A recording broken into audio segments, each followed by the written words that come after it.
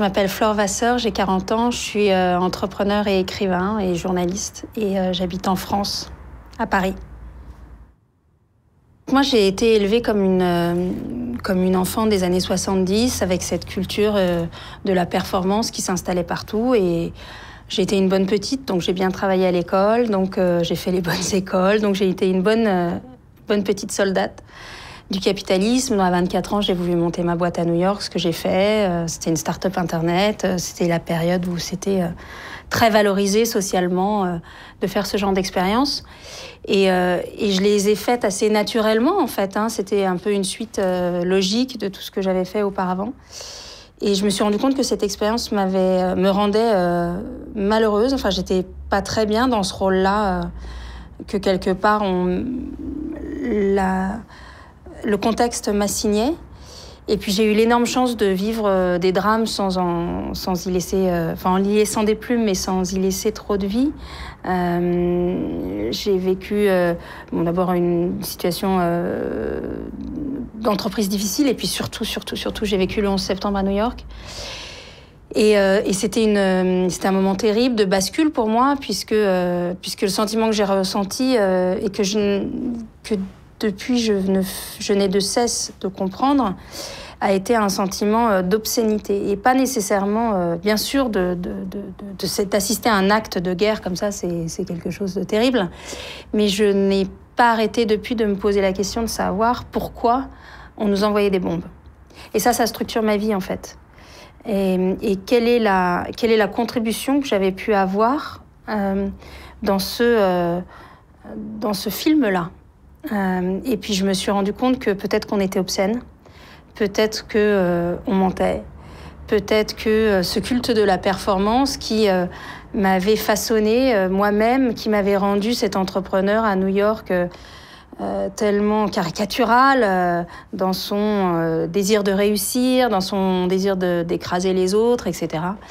Peut-être que c'est quelque chose qu'on avait plaqué sur moi, mais qui n'était pas moi. Et qu'est-ce que c'était? Et pourquoi c'était là? Et pourquoi j'y avais souscrit? Et il y a plus de 10 ans maintenant. Et en fait, tout ce que je fais depuis n'est qu'une tentative de réponse à ça. J'ai eu la chance de grandir dans une famille qui n'avait pas à se poser la question de l'argent. Non que c'était un but, ça l'a jamais été, mais qu'il était là et que du coup, mais c'était une chance énorme et que du coup... j'ai grandi dans le luxe suprême de ne pas avoir à me poser la question. Et encore une fois, il ne s'agissait pas de faire des dépenses dispendieuses, mais juste le luxe de se dire, je peux aller au supermarché, je peux aller m'acheter tel petit cadeau sans me poser la question de savoir si j'ai le droit. Et j'ai grandi là-dedans. Je me suis rendu compte à l'âge adulte que c'était pas quelque chose qui était gagné et qui était donné à tout le monde et qui n'était même, moi, en tant qu'adulte, agent économique, qui était quelque chose qui était automatique. Personnellement, j'ai décidé de ne pas avoir une vie professionnelle qui était drivée par ça, qui était sanctionnée par ça. Ça a un coût terrible, parce que dans la société dans laquelle on est, c'est-à-dire dans une société occidentale capitaliste, j'ai l'impression qu'il y a un choix à faire entre sa liberté et sa précarité, ou sa liberté et son confort, plus exactement. On peut être riche et être contraint, et on peut être libre et précaire. On peut aussi être non libre et précaire, et on peut être aussi non riche et contraint. Mais vous pouvez mettre ces quatre attributs comme vous voulez. Moi, j'ai décidé d'être libre et éventuellement précaire. L'argent, c'est une question que j'ai essayé de repousser loin de moi dans ma vie quotidienne, parce que c'est quelque chose que je sens comme quelque chose d'éminemment, bien sûr, source de corruption diverses et multiples, et notamment en termes de tout ce qui touche de près ou de loin les idées. Donc j'ai décidé de mettre ces considérations-là loin de moi. Elles me reviennent à la figure assez souvent, c'est-à-dire quand mon banquier appelle. Mais néanmoins, je me rends compte que dans ce que je travaille, cette question-là, de la présence de l'argent dans nos sociétés, elle revient tout le temps. Et c'est toujours la même. Elle est tout le temps là.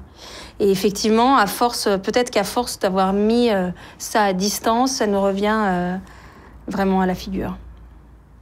J'appartiens à une génération qui a été élevée par un certain nombre de slogans qui continuent de nous structurer. Ces slogans, c'est « Just do it »,« Parce que je le vaux bien » et « Enjoy ».